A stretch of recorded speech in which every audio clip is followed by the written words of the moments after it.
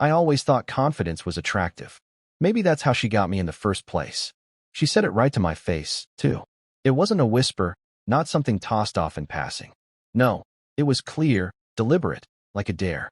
We were out with friends, mid-conversation about relationships and attraction, the kind of light banter that drinks tend to invite. And she smiled, leaned forward, and said, I could get anyone I want. Then she looked right at me, held that stare, like she was making sure I heard it the way she meant it. And I did. I laughed with everyone else, sure. But inside, something small cracked. Not a break, just a pressure. I chalked it up to insecurity. Mine, not hers. She was beautiful, after all. Charming, quick-witted. The kind of woman who always had the attention of the room without even trying. She knew it, too.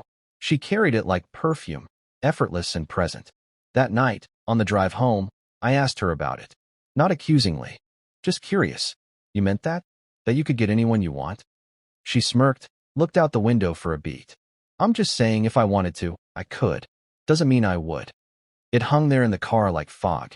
I didn't respond. Just nodded, because what do you say to that? Maybe I should have said something stronger. Drawn a line. But I didn't. I let it slide, like I let a lot of things slide with her. We'd been married almost 5 years by then. We met at a mutual friend's engagement party. She wore this deep blue dress that clung to her like smoke, and I still remember the way she asked for a lighter, not because she smoked, but just to start a conversation. It worked. Everything with her always worked. At least, it seemed that way back then. Looking back, the signs were subtle. She always needed to be seen, admired, validated. I told myself it was harmless. We're all human, right? We want to feel desirable. But with her, it felt like a need. Like air. There was this guy at her gym, Evan. A personal trainer, all abs and compliments. She'd mention him here and there, casually. Evan said I'm getting stronger. Evan showed me a new stretch. Nothing technically wrong, nothing outright disrespectful. But it was the way she lit up saying his name. Then came the girls' trip to Vegas. 3 days. No check-ins. She said they were too busy spa hopping, shopping, and dancing. I didn't press. I told myself not to be that guy. Jealous, clingy, possessive. But when she got back, she didn't unpack her guilt. Just souvenirs. One night, maybe 2 weeks later, I found her sitting on the couch, scrolling through Instagram. She turned her phone away quickly when I walked in. I asked her if everything was okay. She said I was acting weird. That's the thing. Whenever I brought up concerns, she made me feel like the crazy one. Like I was imagining shadows where there was just sunlight. Until the night, she joked again. We were at a friend's engagement party, again, oddly enough. And in a circle of mutuals, someone brought up celebrity hall passes. She didn't even hesitate. Oh, I don't need a celebrity. I could pull whoever I want. Married, single, doesn't matter. There was laughter. A couple raised eyebrows. I looked at her, trying to figure out if she was joking. She didn't look at me, just sipped her drink like it was nothing. That night, in bed, I didn't sleep. I just lay there, watching the way she breathed, steady and easy, while my thoughts spun into something jagged. That confidence I used to admire. Now it felt like a warning I hadn't read properly. 2 weeks later, I told her, plain and simple, if you really believe that, maybe you should try, just to see. She narrowed her eyes at me, confused. What's that supposed to mean? I shrugged. You said you could get anyone you want. So go ahead. Try. She laughed. A short, sharp sound. Are you serious? I nodded. I was calm. Maybe too calm. If you're that sure of yourself, I won't stop you. Her face shifted. Confusion. Then amusement. Then something else, something hungry. You wouldn't leave me, she said, a challenge laced into the sentence.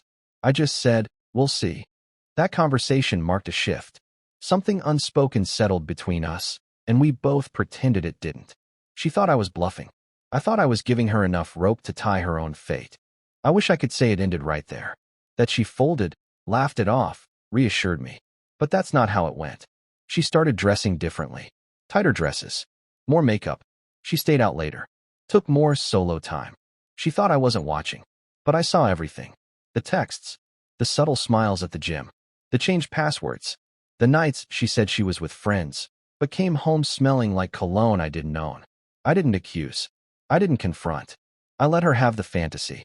And I started preparing for the fallout. She didn't know I started therapy. Then I spoke to a lawyer.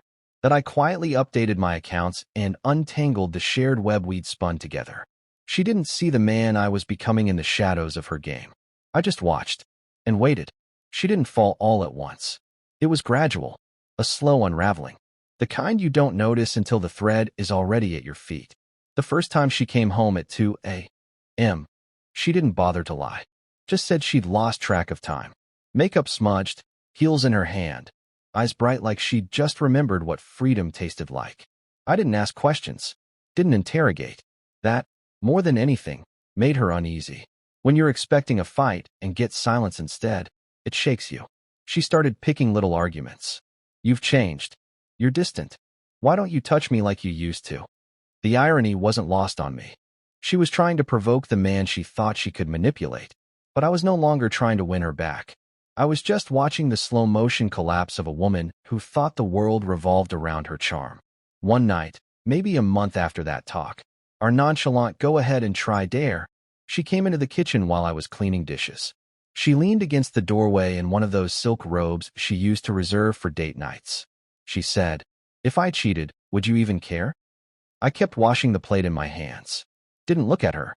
"That depends," I said. "On what?" "On whether you still expected me to stay after." She tilted her head. I could feel her eyes scanning me for weakness. "You're acting like I don't matter anymore." I dried my hands, turned to her, and said, "Do you want to matter to someone who doesn't matter to you?" Her face twitched, just for a second, but it was the first sign that she understood something had shifted for good. And still, she pushed it further. I started noticing the phone calls. Quick hangs when I entered the room. Texts she'd flipped face down. The same routine, but with less guilt.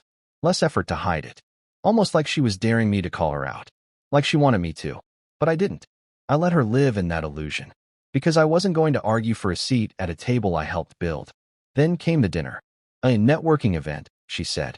Some vague explanation about a new opportunity. I told her to enjoy it. Watched her get dressed in the mirror. Saw the way she applied her lipstick like she was gearing up for war. I didn't ask where it was. I already knew. I had a friend, more like a quiet contact, who worked security at the hotel she was headed to. It wasn't surveillance. Just information. Confirmation. Enough to know which room. Enough to know it wasn't a group dinner. She stayed the night. I slept fine. The next morning, she walked in like nothing had happened. Kissed my cheek. Asked if I wanted coffee. I said sure. Let her play the part a little longer. That night, I made my final transfer. Every cent that mattered, gone from our shared accounts. Legally. Properly. Strategically. I wasn't hiding money. I was removing myself from the ecosystem we used to call us. A few days later, she tried to make a joke about monogamy. Said something like, "You don't really believe people are meant to be with one person forever, do you?" I smiled. I believe people show you who they are.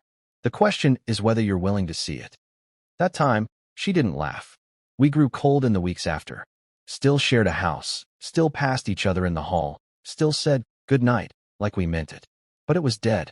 A house filled with echoes of what we used to be. And then one night, she came home drunk. Not just tipsy, sloppy. Slurred words, smudged eyeliner. Keys dropped twice before she got the door open. She stumbled into the living room, flopped on the couch, and laughed. "I could have him if I wanted," she said to no one. Maybe to me. Maybe to herself. I sat across from her. Quiet. Just watching. She looked at me. "You know that, right? I could have anyone I want." I leaned forward. Met her eyes. "Then why don't they stay?" The smile faltered. She stared at me for a long time, like she couldn't quite place who I was anymore. And that's when I knew.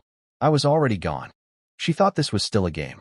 That she could take a few lovers, flex her power, then return to the safety of the man who loved her first. But she never considered what would happen if that man stopped waiting. The next morning, I left a note. Just 2 sentences. "You were right. You can have anyone you want. I just won't be one of them anymore." No dramatic exit. No shouting match. Just quiet freedom. I moved out that day. No warnings. No tears. Just a key on the counter and a door that clicked shut behind me. I thought she might chase me. I don't know why. Maybe part of me still believed there was something in her that would wake up once I left. That she'd realize she'd gone too far. That I was the thing she actually didn't want to lose. But days passed. Then weeks. Nothing. No texts. No calls. Not even a cold, pride-swallowed email. Instead, mutual friends started reaching out, tentatively at first, checking in, trying to piece together the silent explosion we'd kept so quiet. I didn't say much. I just said we'd grown apart. She, on the other hand, painted a different picture. According to her version, I bailed. I gave up. She spun it with just enough vagueness to avoid being blamed, but clear enough to paint herself as the one abandoned. And still, I said nothing. The silence was its own kind of power. Then, almost 2 months after I left, I ran into her at a cafe. Total accident. I was meeting a friend for coffee.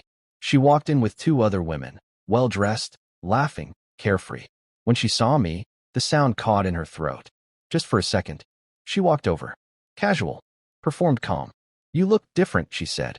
Peace will do that, I said. There was this pause. A flicker in her expression, like she wanted to ask something but couldn't figure out how to without breaking the act. Are you seeing anyone? She asked eventually. No. The silence that followed was thick with implication. Her eyes searched mine, like she was trying to find some remnant of the man who used to wait by the door for her to come home. He wasn't there.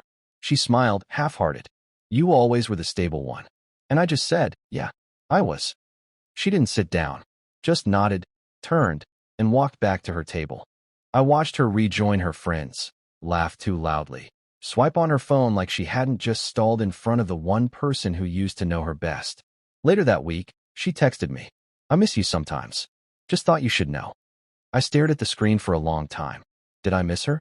Maybe the idea of her. The version I thought I'd married. The version who smiled at sunsets and laughed with her whole face. The one who held my hand like it was a lifeline. But that version wasn't real. Not anymore. Maybe not ever. I didn't respond. And then something strange happened.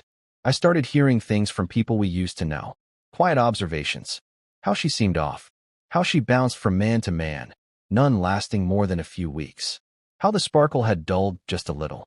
How her stories seemed thinner, more desperate. She wasn't glowing anymore. She was performing, trying to prove to the world, and maybe to herself, that she could still get anyone she wants. Only now, no one stayed. The men she thought would line up, they didn't call back. Or if they did, it was only for one night. They saw through it quicker than I had. They weren't invested. They weren't in love. She mistook attention for connection. And now, she was drowning in one and starving for the other. Another few months passed. I was in a new apartment. Nothing flashy. Just clean. Mine. A few plants. A dog I'd always wanted but she'd never allowed because it was too much responsibility. Turns out, responsibility feels a lot better than resentment. Then one evening, I got another message. Longer this time. I made mistakes. I know that. I think about what we had and wonder if I'll ever feel that again. You were good to me. Maybe too good. I didn't know how to handle that. I hope you're doing okay. I read it twice. And for a moment, I felt that old ache. Not love. Just the ghost of it. The memory of who we were. What we almost had. But I didn't reply. She had gambled on the idea that I would always be there. That the door she casually left open would stay unlocked forever. She forgot that people, when pushed too far, don't just leave. They close doors behind them. And sometimes, no one else walks in after. She'd said she could get anyone she wanted. So I let her try. She lost me. And no one else showed up.